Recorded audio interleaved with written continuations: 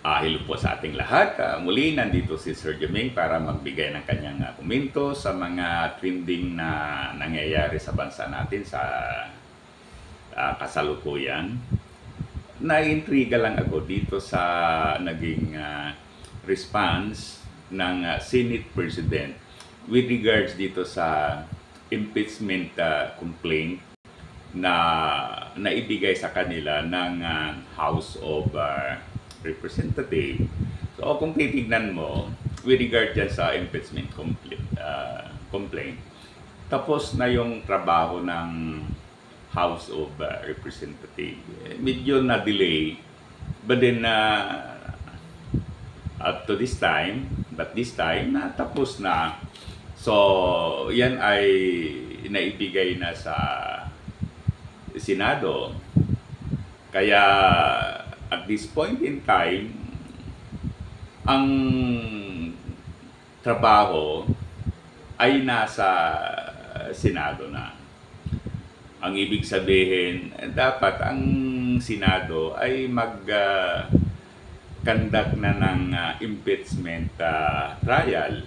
So, ang mga senators ay magiging senator judges with regards sa trial na yan. No? Ngunit, tulad ng nasabi natin, parang very cold, parang very much hindi interested itong Senate President. As if walang enthusiasm sa Senate. Remember, ang impeachment case of complaint laban sa Vice President ay talagang malaking issue. Pagkatapos, this is being supported by many Filipinos. Tayo talagang very much interested tayo dyan. And so the rest of the people na I talk to, talagang very interested sila dito. Kaya the Senate ay dapat gagawa na ng action with regards sa impeachment case na yan. Although may punto naman, mayroon tayong nakikitang punto itong Senate President. Baka nga as if hindi sila interested o hindi siya interested dahil alam niya na marami pa rin yung mga pro Duterte senator sa kasalukuyan. Baka iniisip niya na siguro it would be much better kung ito ay gagawin after the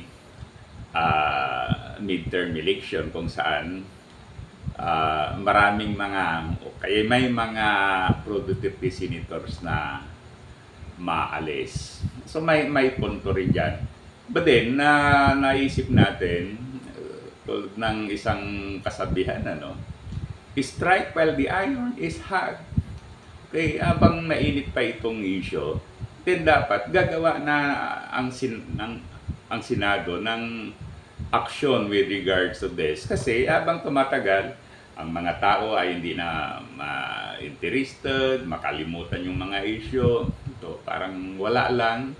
Kaya later on, makalibre ang Vice President na from the hearing, Quadcom hearing, nakita na talagang marami yung mga anomalies, mga katiwalian na discover. Okay, so may puntos din. But then, kung sa tingin natin, ang Constitution na mismo ang nasasabi na dapat aksyonan ka agad, action agad yung kailangan dyan, Ngayon, may isang punto na nakita natin, So, ito, halimbawa, maliwanag na maliwanag at pagkatapos maraming mga prima facie evidence, maraming mga circumstantial evidence, may mga testimonial evidence, affidavit, recantation, statement, at marami pa, no? Na mag-point na talagang nagkasala itong Vice President. Ngayon, itong mga pro-Duterte senators ay papanigan pa kaya ang Vice President? So, naisip lang natin, ano? Okay, kasi maliwanag na maraming katiwalaan na pagkatapos these are being supported by preponderance of evidence, yet kung pa kaya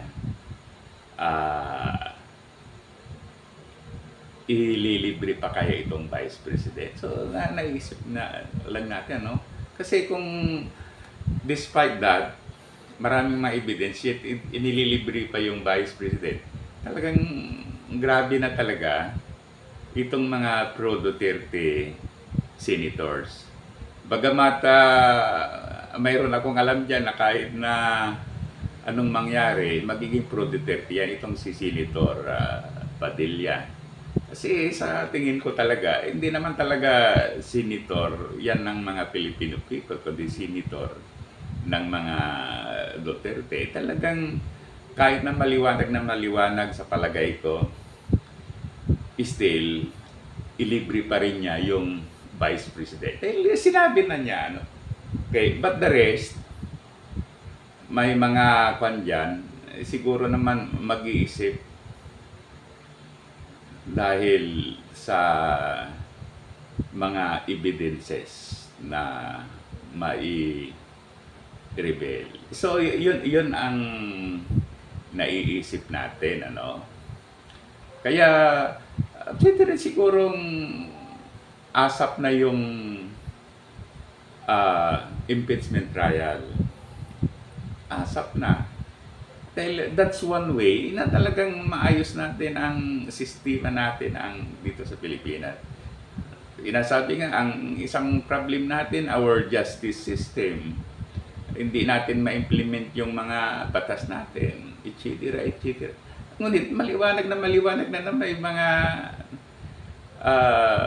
violation, yet we close our eyes with this violation pa na pagkatapos sabi na, ay wala lang. So we are not concerned. But dapat yung mindset na ganyan, it's time to it's time to palitan o change pagwa na natin yung mindset natin. Sana kung may mga batas na we have to implement them, ano? So, yan lang ang natin. Muli, thank you. Sana i-like at saka subscribe sa ating YouTube channel. Mabuhay natin. Mabuhay ang Pilipino. Okay? Maraming salamat.